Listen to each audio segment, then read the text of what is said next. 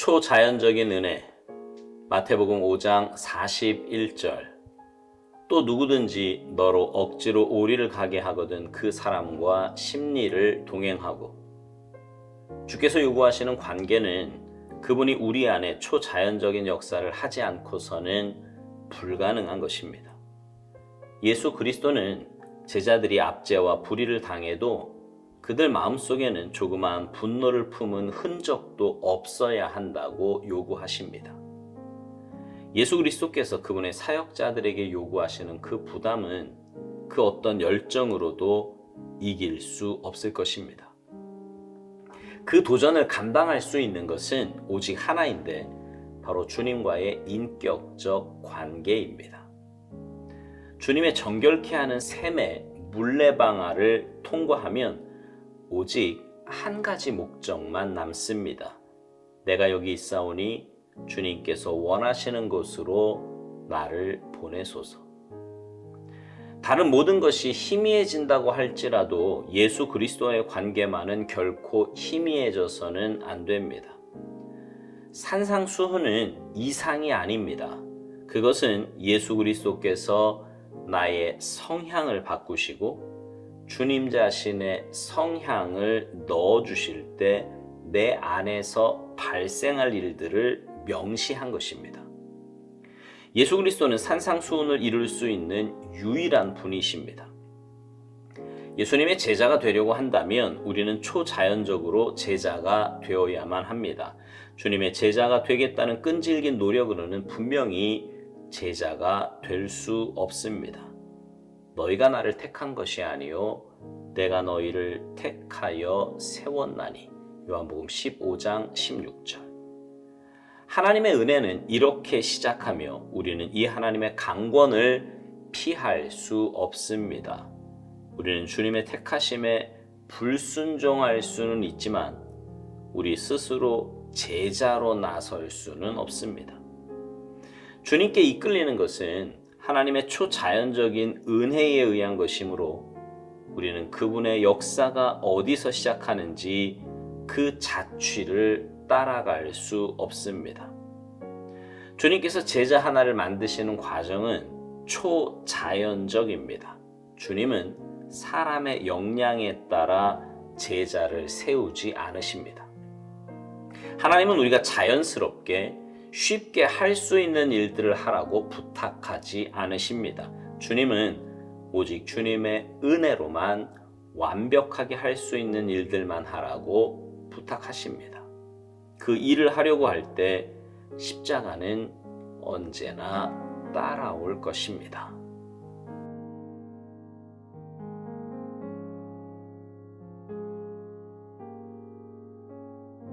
여러분은 그리스도인으로 살기가 쉬우십니까? 저는 안 쉬운 것 같아요. 감정이 있고 제 주관이 있는데 하나님 말씀 따라 온전히 순종하며 산다는 것이 절대로 쉬운 일이 아니라고 생각됩니다. 그런데 가만히 생각해 보면 그 감정이라는 것도요, 또 그 주관이라는 것도 죄로 인해서 길들여진, 죄에 물들여진 잘못된 것들입니다. 그렇지 않습니까? 손해보고 싶지 않은 마음, 나를 위해 살고 싶은 마음, 지극히 이기적이고 주관적인 마음 등 어느 것 하나 죄로 인한 것이 아닌 것이 없어요. 그런 우리에게 주님이 요구하시는 것은 인간적으로 생각해 보면 정말 힘들다 못해 불가능한 것입니다. 오늘 본문 마태복음 5장 41절에 나오는 모습만 봐도 그렇지요. 억지로 오리를 가게 한다는 것은 내가 결코 가고 싶지 않은, 아니면 갈 수 없는 그런 상황이에요. 그런데도 오리를 가게끔 요구한다는 것은 무례하거나 눈치가 없거나 아니면 자기밖에 모르는 이기적인 사람일 것입니다. 그런데 그런 사람하고 오리가 2kg거든요. 근데 2kg는 고사하고 100m도 함께 하고 싶지 않은데 그런 사람과 그 배 이상의 길을 동행하라고 하시니 이 어찌 쉬운 일이겠습니까? 그래서 이런 일은 오살도 목사님 말대로 주님께서 우리 안에 초자연적인 역사를 하지 않고서는 불가능한 것입니다. 주님의 전적인 은혜, 초자연적인 은혜가 있어야 가능합니다. 그런데 여러분은 이런 경험 없으세요? 내 인간적인 생각이나 감정으로 도무지 하기 싫은 일인데 하나님 말씀에 혹은 내 안에 계신 성령님의 권면에 억지로 순종하고 나니 생기는 그 평안함 내지는 기쁨 같은 거 말입니다. 부끄럽지만 제 이야기를 잠깐 하겠습니다. 제가 자라면서 본 남녀 관계는요, 늘 사과나 분위기를 푸는 일은 여자의 역할이었지 남자의 역할이 아니었습니다. 그러니까 저희 부모님이 간혹 이렇게 다투기라도 하면 아버지는 본인의 기분이 풀릴 때까지 말도 안 하셨어요. 그러면 어머니가 먼저 말을 거시고 사과도 하시고 본인이 잘못해서인지 아닌지는 모르겠지만 어쨌거나 분위기를 푸는 쪽은 늘 어머니 쪽이셨습니다. 그러니 제 무의식 속에는 뭐가 심겨져 있겠습니까? 당연히 여자 쪽에서 먼저 사과를 하고 먼저 분위기를 풀어야 한다. 이게 심겨져 있지 않겠습니까? 근데 실제로 결혼하고 나서요, 아내와 다툰 일 몇 번 없지만 그때마다 푸는 쪽은 아내였어요. 왜냐하면 저는 보고 자란 대로 그냥 끝까지 침묵을 지키고 있는 거지요. 그러면 아내가 먼저 와서 화해의 제스처를 취하곤 했고 저는 마지못해 받아주곤 했습니다. 근데 어느 날 성령님께서 제 안에 그런 부담감을 주시는 거예요.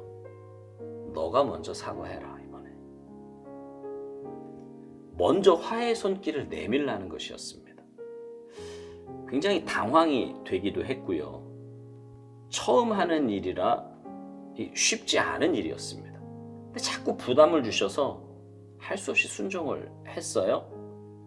근데 신기한 것은 그러고 나니까 마음 깊은 곳에서 평안함이 올라오는 것이었습니다. 저는 남자가 먼저 사과하면 무슨 일이라도 날 줄 알았거든요. 근데 그런 평안함이 올라오고 남자가 먼저 사과하는 일이 결코 어려운 일이 아니라는 것도 알게 되었습니다.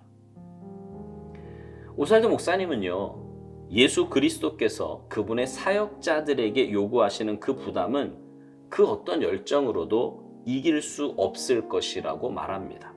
그 도전을 감당할 수 있는 것은 오직 하나인데 바로 주님과의 인격적인 관계라고요. 그렇습니다. 주님께서 요구하시는 것은 주님과의 관계를 통해 내게 주어진 그 은혜로만 가능합니다. 내가 노력한다고, 내가 발버둥 친다고 되는 것이 아니라 주님과의 관계에서 주어지는 그 은혜가 나로 하여금 그렇게 살도록 만드는 것입니다. 오늘 본문은 산상수훈 안에 있는 말씀인데요. 오살도 목사님은 산상수훈에 대해서 이렇게 말합니다. 산상수훈은 예수 그리스도께서 나의 성향을 바꾸시고 주님 자신의 성향을 넣어주실 때 내 안에서 발생한 일들을 명시한 것이라고요. 그러니까 나는 죽고 주님이 내 안에 사실 때 내 삶에 나타나게 될 일들을 기록해 놓은 것이 바로 산상수훈이라는 말입니다. 그러니까 이 말은요, 내가 할 수 있는 것들이 아니고 주님이 내 안에 온전히 살아계실 때 나타나는 현상이 산상수훈이라는 말입니다. 그러니 그것을 내 의지로 혹은 내 노력으로 이루어 보겠다고 하는 것은 말도 안 되는 것이고 가능하지도 않는 일입니다. 오살도 목사님은 주님의 제자가 되려고 한다면 초자연적으로 제자가 되어야만 하지 끈질긴 노력으로는 분명히 될 수 없다고 말합니다.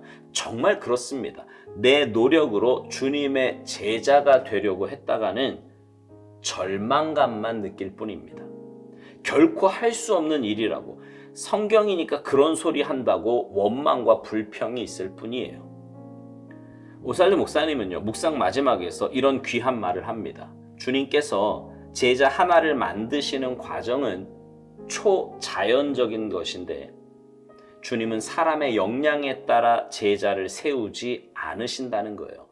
하나님은 우리가 자연스럽게 쉽게 할 수 있는 일들을 하라고 부탁하지 않으시고 오직 주님의 은혜로만 완벽하게 할 수 있는 일들만 하라고 부탁하신다고요. 그리고 그 일을 하려고 할 때 십자가는 언제나 따라올 것이라고 말합니다.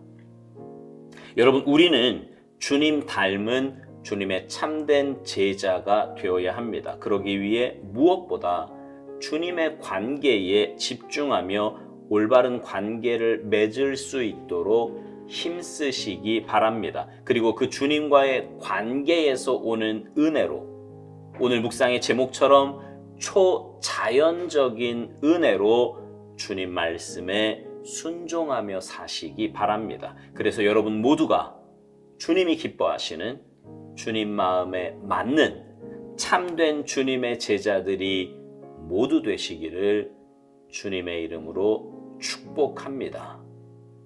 아멘.